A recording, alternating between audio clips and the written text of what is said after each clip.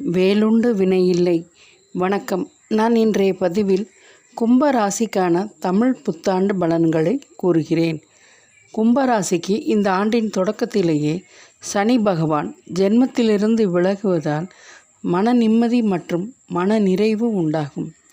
இது நாள் வரை இருந்து வந்த மனக்குழப்பம் விலகி புது தெம்பும் தன்னம்பிக்கையும் தைரியமும் உண்டாகும். வருகிற மே மாதம் நடைபெறவிருக்கின்ற குரு பெயர்ச்சியினால் கும்பராசிக்கு பெரிய பணவரவு வர காத்திருக்கின்றது. நீண்ட காலமாக குழந்தை பேருக்காக வைத்தியம் பார்த்தவர்களுக்கெல்லாம் கையில் குழந்தை வரும் நேரம். பிள்ளைகளால் பெருமை சேர்க்கும் நேரமாக இந்த ஆண்டு அமையும். வருகிற ராகு கேது பெயர்ச்சியினால் கும்பராசிக்கு புதிய உறவுகள் மலரும். 8ல் இருந்து வந்த கேது விலகுவதினால் குடுக்கல் வாங்கலில் இருந்து வந்த சிக்கல்கள் விலகும். கடன் சுமை படிப்படியாக குறையும். கும்பராசிக்கு குரு 9ஆம் வீட்டை பார்ப்பதினால் வாழ்க்கையில் புதிய திருப்புமுனையாக அமையும். கடந்த 5 வருடங்களாக பட்ட கஷ்டங்கள் தொல்லைகள் யாவும் குறையும்.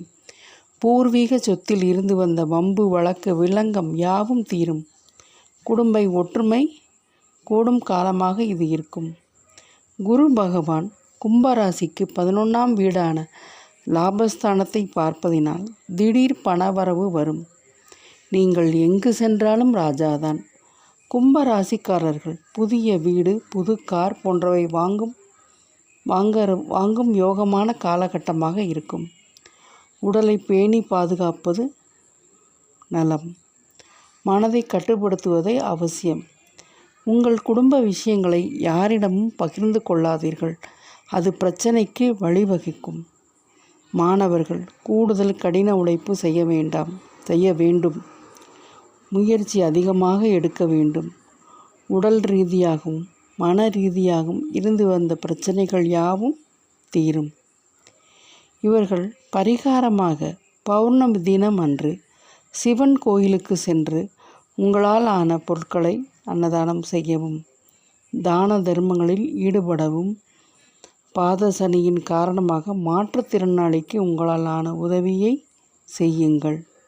சிவனுக்கு வில்வ இலையால் ஆன மாலையை சாத்துங்கள். நன்றி, வணக்கம்.